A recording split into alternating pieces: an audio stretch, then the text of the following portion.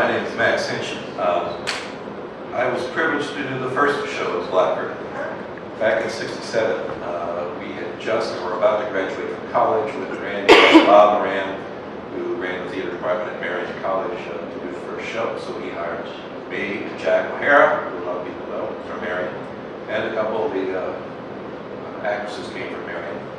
And we also got the popular David Neighbors was in our show, who for years and years afterwards was their theater in Indianapolis. And in fact, after our shows, we did Charlie's Aunt. That was the first show. After the show, David would sit down at the piano just off stage and entertain the audience with his playing and singing. It was quite the deal. Folks had a good time. Karen mentioned that when the place opened, you didn't have a kitchen. But even before you got the catering, and I remember this is true, I'm sure, the opening night, we didn't even have hot food. We had cold cuts. Yes. Lunch meat and cheese, bread and buns. At a ticket price of $10 or whatever. It was outrageous what it was.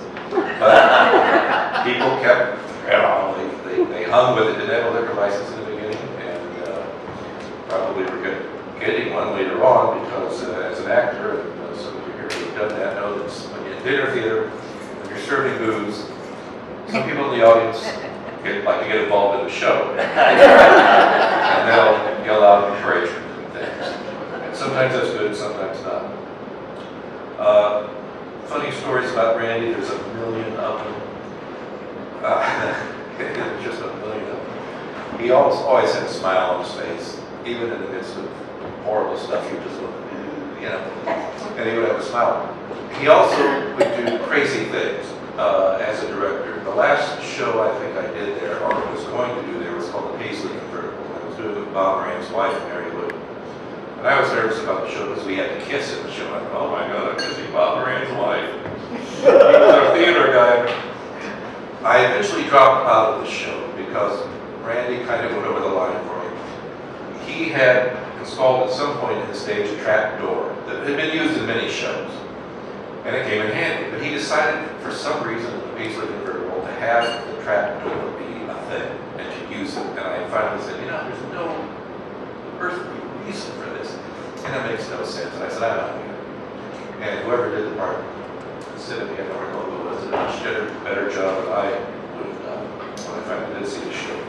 It was a great time. We made a lot of great friends, a lot of people here who did a lot of theater. And I don't know where a lot of them have gone. Maureen Baskerville's one, Jackie Workman, another, Donna Walsh, the former Mickey Hartsock did a lot of stuff at the Black Curtain.